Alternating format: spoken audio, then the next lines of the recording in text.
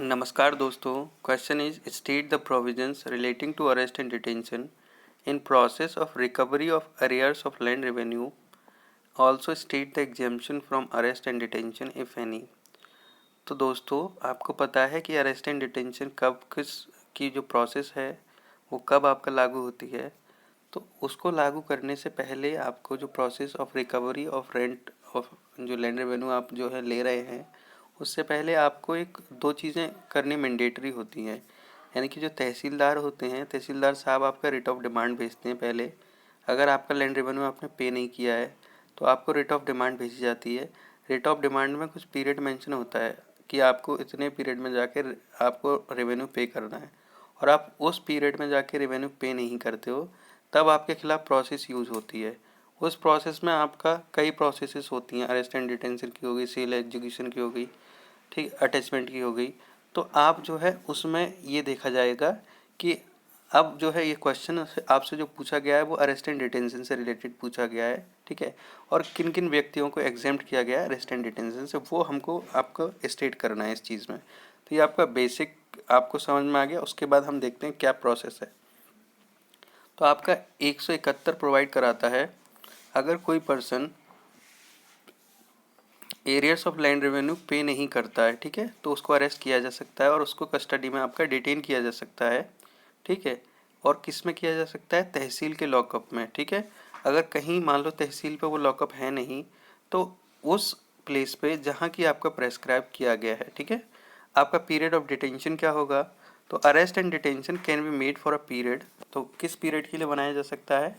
Not exceeding 15 days, यानी कि 15 दिन से अधिक जो है आपका पीरियड ऑफ डिटेंशन नहीं होना चाहिए। Unless the arrears are sooner paid, यानी अगर मान लो अरियर्स आपने जो है 7वें दिन ही पे कर दिया, जब 7वें दिन आपने एरियर पे कर दिया तो अरेस्ट एंड डिटेंशन सिर्फ 7वें दिन ही आपका ख़त्म हो जाएगा। जितनी जल्दी आपने एरियर्स पे कर दिया उतनी जल्दी ही आपका अरेस्ट एंड डिटेंशन आपका ख़त्म हो जाएगा। तो ये इसमें बोला गया है। उसके बाद आपका पीरियड ऑफ डिटेंशन के बाद exemption from arrest and detention किस किस व्यक्तियों को एग्जेम्प्ट किया गया है। तो 171 क्लॉज 2 में आपको बताता है कि कौन कौन पर्सन जो है एरियर ऑफ लैंड रेवेन्यू के केस में उनके खिलाफ अरेस्ट एंड डिटेंशन नहीं बना सकते। तो वो कौन से व्यक्ति हैं?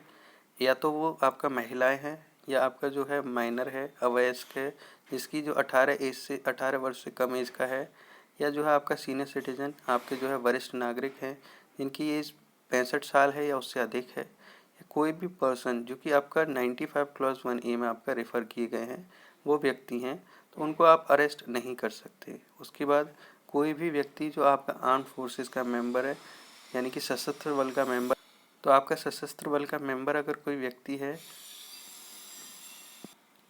तो ऐसे सशस्त्र बल के व्यक्ति को आप जो है क्या नहीं कर सकते, आप अरेस्ट और डिटेन नहीं कर सकते।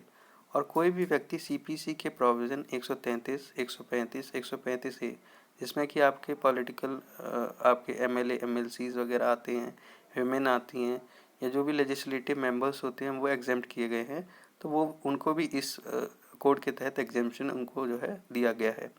कोई भी पर्सन को हम कस्टडी में तब तक डिटेन नहीं करेंगे जब तक जो ऑफिसर आपका इशू कर रहा है वारंट, उसके पास व्यक्तिगत विश्वास है, उसको कि रीज़न टू बिलीव है कि जो प्रोसेस ऑफ डिटेंशन है वो कंपेल करेगी पर्सन को कि वो जो है सब्सटेंशियल पोर्शन ऑफ एरियर्स या whole portion of the arrears pay कर देगा। यानी कि या तो पूर्णतः वो एरियर्स ऑफ लैंड रेवेन्यू पे कर देगा अगर उसको डिटेन कर लिया जाए, या फिर वो जो है तुल्य, मतलब जितना एरियर्स ऑफ लैंड रेवेन्यू पे कर रहा है उतना ही कोई सब्सटेंशियल पोर्शन किसी भी चीज़ का दे सकता है, सब्सटेंशियल पोर्शन यानी उसके तुल्य दे सके। ऐसे अगर आपको लग रहा है कि हाँ उसको अगर डिटेन किया गया तो वो ये कर सकता है, फुल पे कर देगा या सब्सटेंशियल पोर्शन पे कर देगा, उसी कंडीशन में आपको जो है आप डिटेन करेंगे। यानी आपको रीजन टू बिलीव युक्त विश्वास होना चाहिए कि हाँ अगर अरेस्ट किया तब वो ऐसे करके जो है लैंड रेवेन्यू पे कर देगा होल या सब्सटेंटिव, तो उस केस में जो है आप जो है डिटेन कर सकेंगे, ठीक है। ये आपको युक्त बिलीव का जो है ये शो करना पड़ेगा। एंड फर्निशिंग सिक्योरिटी, अगर मान लीजिए किसी के लिए वारंट ऑफ अरेस्ट आपने भेजा है तो आप उस वारंट ऑफ अरेस्ट को विड्रॉ कर सकते हैं अपने डिस्क्रिशन पर, ठीक है। जो इशू कर रहा है ऑफिसर वो अपने डिस्क्रिशन पर विड्रॉ कर सकता है। अगर डिफ़ॉल्टर पे करता है या कहता है कि मैं पे कर दूंगा, अंडरटेकिंग लेता है कि मैं पे कर दूंगा होल या substantial portion of such land revenue, ठीक है। और वो एडिक्वेट सिक्योरिटी भी दे देता है कि ले भैया इतने रुपए ले लो, मैं बाद में पे कर दूंगा, या ये चीज़ ले लो, ये मेरी चीज़ रख लो, ठीक है, मैं बाद में पे कर दूंगा। तो अगर ऐसे करके उसने सिक्योरिटी फर्निश कर दी, adequate security, in that sense the officer may withdraw warrant, ठीक है, तो ये कर सकता है। उसके बाद 171 क्लॉज 5 क्या कहता है, ये प्रोवाइड करता है कि कोई भी डिफॉल्टर उसको अरेस्ट नहीं किया जाएगा unless the amount sought to be recovered exceeds 50,000 rupees.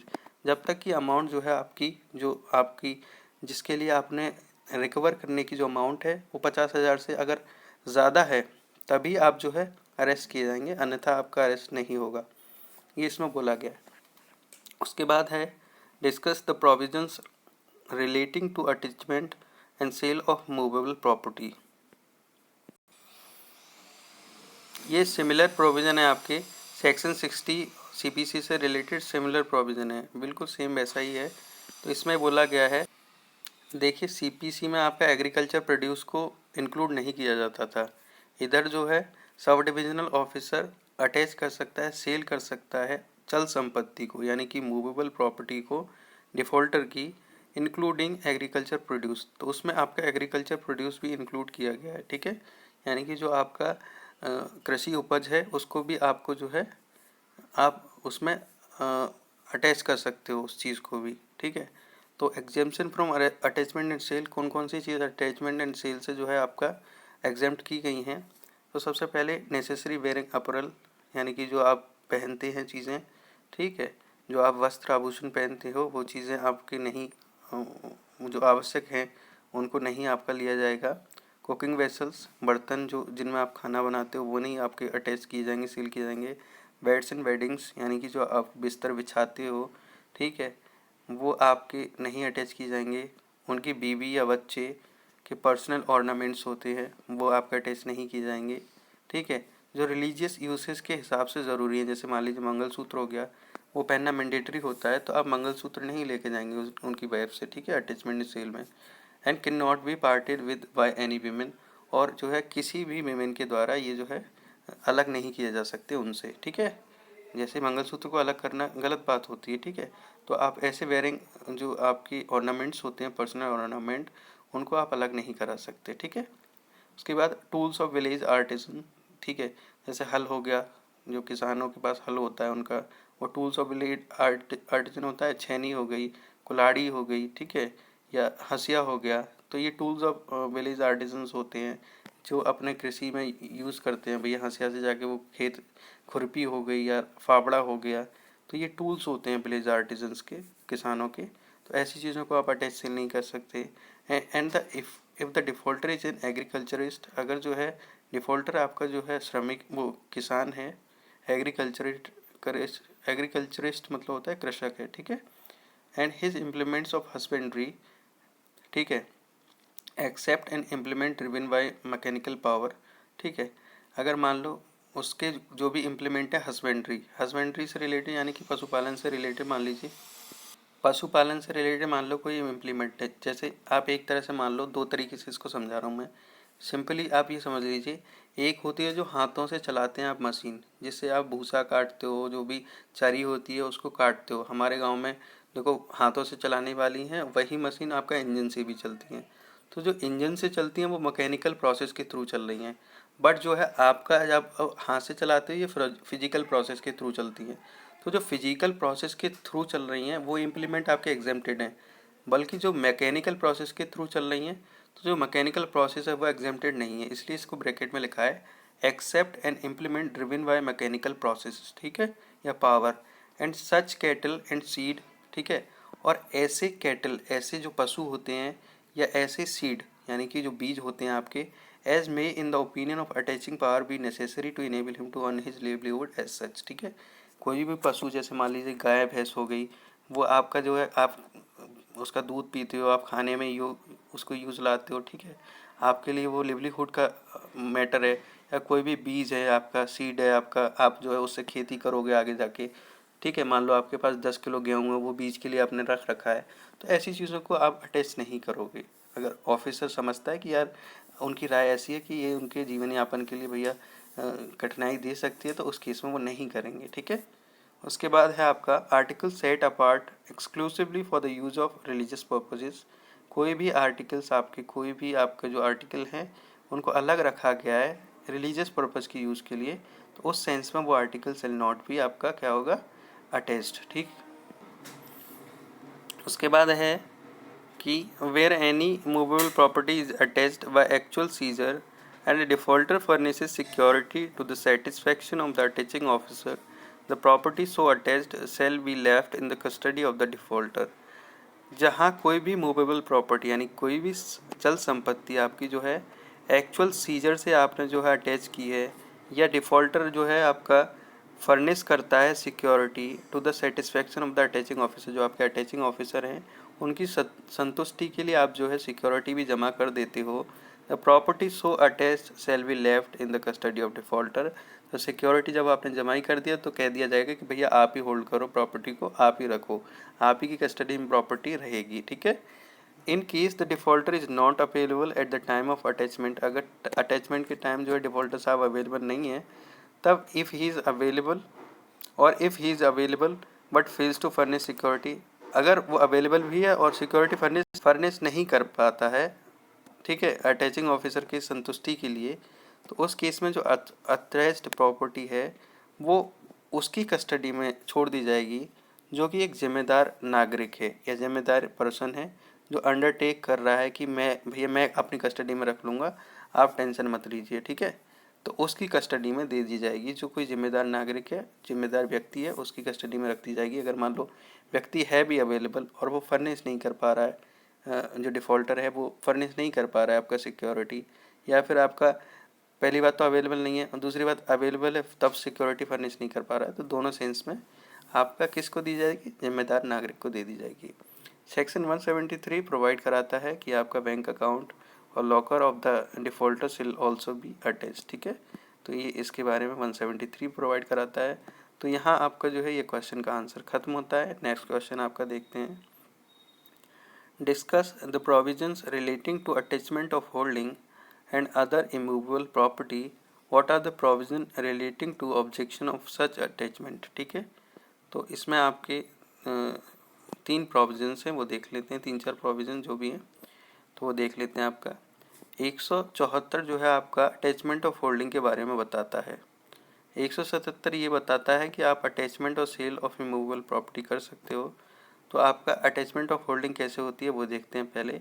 Collector अपनी जो है स्वविवेक पे क्या कर सकता है, कोई भी लैंड आपका अटैच कर सकता है जिसके रिस्पेक्ट में आपका लैंड रेवेन्यू ड्यू है। ठीक है, जहाँ आपका जो है लैंड रेवेन्यू जो आपका जो है जहाँ अमाउंट जो है जिसके रिस्पेक्ट में आपका एरियस ड्यू है, ठीक है, वो मान लो बना दिया गया है, मतलब दे दिया गया है, तो उस केस में आपका अटैचमेंट विड्रॉ कर ली जाएगी।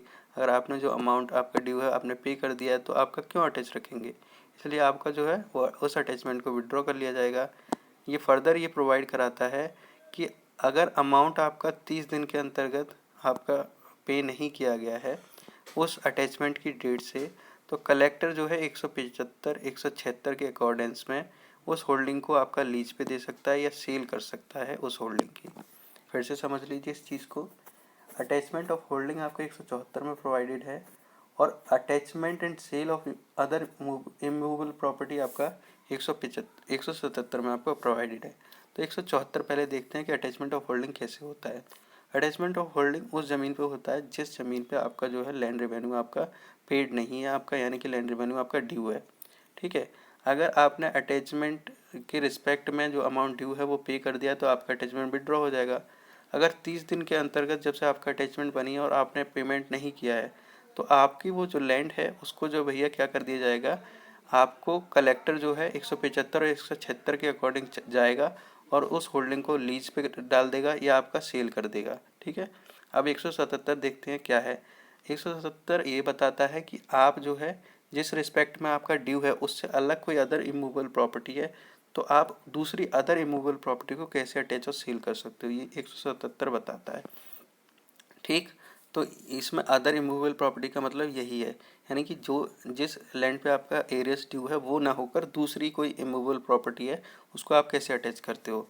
तो 177 प्रोवाइड कराता है कि attachment and sale of other immovable property के बारे में। ये प्रोवाइड कराता है कि जो कलेक्टर है वो अपनी स्वविवेक पे वो रियलाइज़ कर सकता है arrears of land revenue by attaching and, ठीक है, sale of interest of a defaulter in any other immovable property. क्योंकि उन्हें तो भैया कहीं से भी लेना है, पैसा लेना है, अपना रेवेन्यू लेना है, तो वो चाहे आपकी मूवेबल प्रॉपर्टी हो या चाहे जो लैंड आपका जिसके रिस्पेक्ट में एरियाज ड्यू हो वो हो, या कोई भी इमूवेबल प्रॉपर्टी हो, तो हमें तो भैया अपना क्या करना है, एरियाज ऑफ लैंड रेवेन्यू लेना है, हम कैसे भी लेंगे। तो ये इसमें ये है, मतलब ये आपका ये है कि ऐसे नहीं तो ऐसे सही, बट आपको पे ही करना है, ठीक है। उसके बाद प्रोविज़ो इसका है कि हाउस और अदर बिल्डिंग, ठीक है, विद मटेरियल इनसाइड, मान लो कोई भी इमारत है, कोई भी मकान है, ठीक है, जिसमें कि आपका मटेरियल इनसाइड यानी कि आपके जैसे घर बना हुआ है, ठीक है, तो ऐसी ऐसी ऐसी जो ज़मीन है उनको आप जो है उनका प्रोविज़ो है, उन पर अपवाद है आपका। And the land immediately appurtenant thereto belonging to agriculturist and occupied by him shall be exempted from आपका अटैचमेंट, ठीक है। या कोई भी जो लैंड है वो मतलब उससे जुड़ी हुई है, कोई भी कृषक की ज़मीन से जुड़ी हुई है, या उससे आपका जो है ऐसी ज़मीन है जो कि क्या कहते हैं आपका एग्जेम्प्टेड है अटैचमेंट से, तो ऐसी ज़मीन को आप नहीं कर सकते। जो ऑलरेडी एग्जेम्प्टेड है तो how can you attach such property. तो इसमें तो अगर ये एक्सेप्शन भी नहीं होता, ये प्रोविज़न नहीं भी होता, तब भी आपके समझ में आ जाता। बस ये प्रोविज़न यहाँ तक सही है, वैलिड है कि हाउस और other building with material sites in आपका मटेरियल्स एंड साइट्स, क्योंकि दूसरी तो आपकी पहले से ही एग्जेम्प्टेड है तो उसको इसमें मेंशन करने की आवश्यकता थी नहीं। उसके बाद 182 क्या कहता है कि every process of attachment of any immovable property, कोई भी प्रोसेस आपकी जो इमूवेबल प्रॉपर्टी से रिलेटेड है, जो सेक्शन 174 या 177 में है, या कोई भी लीज और होल्डिंग आपने 175 या के तहत बना दी है कलेक्टर ने, तो ऐसी अटैचमेंट, ठीक है, वो आपका ऑर्डर 21 के हिसाब से आपका जो है इफ़ेक्ट की जाएगी, उसी प्रोसेस में काम होगा, क्योंकि उसमें ऑर्डर 21 में आपका जो है एग्जीक्यूशन ऑफ डिक्री से रिलेटेड मैटर्स जाते हैं, तो उसी सेम में चीज़ में आपका अटैचमेंट मेड आउट होगा। और उसमें भी रूल 54 ऑफ फर्स्ट स्केड्यूल, ठीक है, जो आपका रूल 54 से लेके रिलेटेड आपके अटैचमेंट हैं वो रूल आपके फॉलो होंगे, ये आपका बता रखा है। उसके बाद ऑब्जेक्शन अगेंस्ट अटैचमेंट, ठीक है, अटैचमेंट के अगेंस्ट ऑब्जेक्शन, मान लो कोई क्लेम करता आ गया, वो ऑब्जेक्ट कर रहा है अटैचमेंट को, तो क्या होगा इसमें, तो ये बताएगा 183 में। अगर कोई भी क्लेम जो है प्रेफर किया जाता है किसी भी पर्सन के द्वारा जो कि डिफ़ॉल्टर नहीं है, यानी कि डिफ़ॉल्टर से अलग कोई दूसरा व्यक्ति है, ठीक है, और या डिफ़ॉल्टर के अंडर कोई क्लेम कर रहा है, मतलब कोई भी व्यक्ति जो डिफ़ॉल्टर नहीं है, या तो वो खुद या उसके अंडर कोई भी व्यक्ति जो है क्लेम कर रहा है, ठीक है, जो कि इस चैप्टर के तहत आपका अटैच की गई है, जो कि इस चैप्टर के तहत आपका अटैच की गई है, ठीक।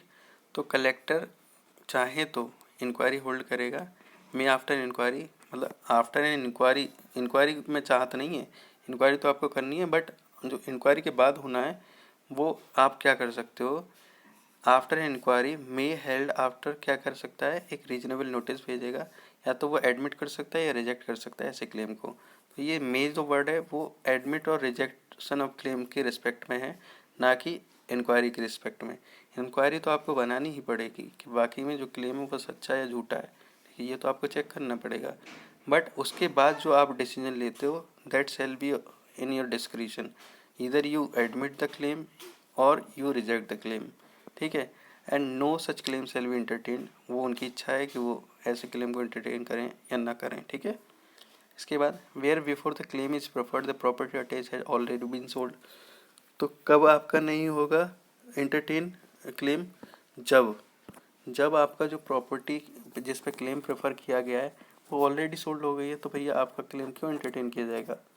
और जब कलेक्टर कंसीडर करता है कि क्लेम जो है अननेसेसरीली डिले किया गया है, इसको डिज़ाइन किया गया है कि डिले हो जाए अटैचमेंट, तो उस सेंस में कलेक्टर कह देगा कि जाओ तुम्हारे क्लेम को एंटरटेन नहीं किया जाता, जाओ भाड़ में। मतलब ऐसे तो नहीं बोलेंगे, but you know this sense वही है कि जाओ जो करना है कर लो, ठीक है, your claim shall not be entertained. और तीसरा है आपका where the claim is preferred after 30 days from the date of attachment, अगर जो है आपका क्लेम जो है प्रेफर किया गया है अटैचमेंट के 30 दिन के बाद। You have valid time of 30 days but you came after 30 days, तो भैया आप जाओ मौज लो, आपका क्लेम एंटरटेन नहीं होगा। 183 क्लॉज 2 प्रोवाइड कराता है अपील के लिए। It says that person against whom an order is made under 183 clause 1 may within 60 days from the date of order prefer an appeal before the commissioner। Collector साहब नहीं सुन रहे हैं आपकी बात, कह रहे हैं मौज करो, तो आप जो है 60 दिन के अंतर्गत उनके खिलाफ अपील कर सकते हो। ठीक है, और अपील में क्या करोगे, अपना अधिकार स्टेब्लिश करोगे कि हाँ मेरा क्लेम जो है वो सच्चा है, बट कलेक्टर साहब एंटरटेन नहीं कर रहे हैं इस चीज़ को। ये आप कमिश्नर साहब को बताएंगे कि to establish the right which he claims to property attach. ठीक है, बट जो है अगर मान लो इस अपील का कोई और रिजल्ट आता है, ठीक है, तब तो कोई बात नहीं। अगर रिजल्ट कुछ और नहीं आता है, मान लो रिजल्ट उसके पक्ष में नहीं आता है, ऑब्जेक्टर के पक्ष में नहीं आता है रिजल्ट, अपील इंटरटेन नहीं होती है, उस केस में कलेक्टर का डिसीजन जो था वो फाइनल माना जाएगा। ठीक है, तो but subject to the result of such appeal if any the order of collector shall be final. ठीक है, तो मतलब अगर कोई अपील में कोई और दूसरा ऑर्डर आता है तो अलग बात है, अगर नहीं आता है तो कलेक्टर का जो ऑर्डर है वो that shall be the final order. तो ये इसमें बोला गया है। बाकी नेक्स्ट टॉपिक आपका नेक्स्ट वीडियो में डिस्कस करेंगे। धन्यवाद।